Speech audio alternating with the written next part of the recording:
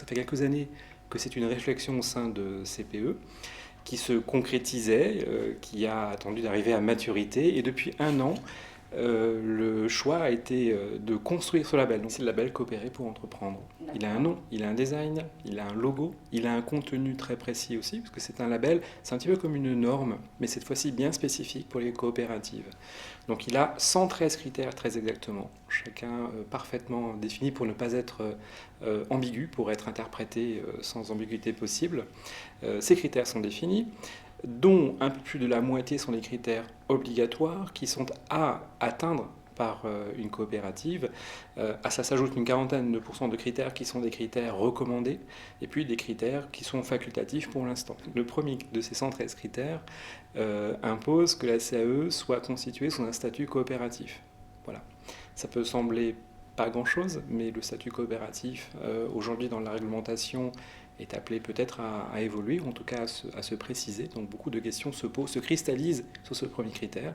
C'est le tout premier. Voilà, une CAE qui n'est pas constituée sous un statut coopératif ne peut pas prétendre, c'est un critère obligatoire, donc il est rédhibitoire pour le label, ne peut pas prétendre être labellisé. Voilà. Puis on va un petit peu plus loin dans les critères, il y a d'autres critères, comme par exemple des critères de formation. Les CAE ont des équipes d'appui, donc ont des personnes en interne dans leurs différentes structures. Eh bien, on attend, par exemple, d'une CAE, que la CAE définisse les missions, les responsabilités de chacun des membres des équipes d'appui. Voilà, par exemple. Puis après, il y a d'autres critères sur des évaluations d'impact sociétal. Par exemple, là, on est plutôt sur des critères conseillés aujourd'hui, qui nécessiteront une certaine maturité, quelques années encore avant de pouvoir être, pourquoi pas étendu ou demander à toutes les CAE. Des critères aussi sur quel est votre impact sociétal, sur quel est votre impact en matière d'emploi sur le bassin dans lequel vous opérez. Qu'est-ce qu'il apporte aux entrepreneurs?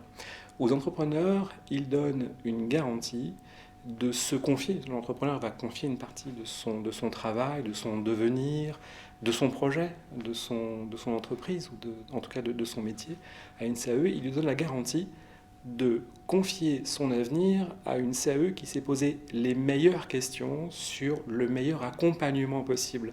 Pour la CAE elle-même, il y a plusieurs gages. Il y a déjà le gage, bien évidemment, de se poser de bonnes questions sur l'organisation, de prendre du recul aussi. Cela peut permettre également, là on est autant pour la CAE que pour le réseau, de partager les bonnes pratiques, parce que le label a été conçu pour ça. Il a été conçu pas pour homogénéiser les pratiques, mais en tout cas pour déjà avoir l'assurance d'un niveau de réponse en termes de qualité minimum à 113 critères, tout en permettant de partager sur les bonnes pratiques, de repérer, d'identifier et de partager les bonnes pratiques. Dans la finesse même de la gestion du label et de l'évaluation du label, c'est le rôle aussi, c'est la formation des évaluateurs, on est en pleine formation en ce moment, des évaluateurs, que d'aller chercher la manière dont une coopérative a répondu à un critère et pas de chercher un modèle de réponse. C'est ça qui est important. Et c'est là où la différence se fait entre un carcan, entre un référentiel ou un label qui devient un carcan parce qu'on attend une manière de faire. Là, ce qu'on attend, c'est une maîtrise. La manière de faire, elle appartient au CAE. C'est un peu comme toute démarche en fait, d'organisation ou démarche de mise en place d'un système de management ou de mise en place d'une organisation. C'est que ça mérite au départ un peu plus d'investissement que ça ne rapporte tout de suite.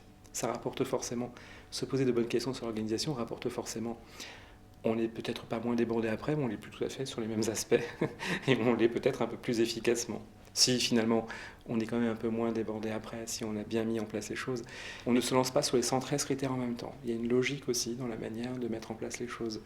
On ne fait pas tout en 6 mois. Dans les retours qu'on a aujourd'hui, un peu plus de cette vingtaine de CAE déjà engagés, en tout cas qui s'engagent aujourd'hui, on a certaines pour qui ça semble, oui, bien, très bien, bon, on va y aller en quelques mois, parce que tous les critères résonnent déjà.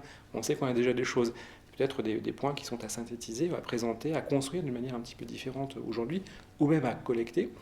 Et puis d'autres qui qui comprennent tout à fait l'intérêt, mais pour qui c'est effectivement plus difficile pour ces raisons-là.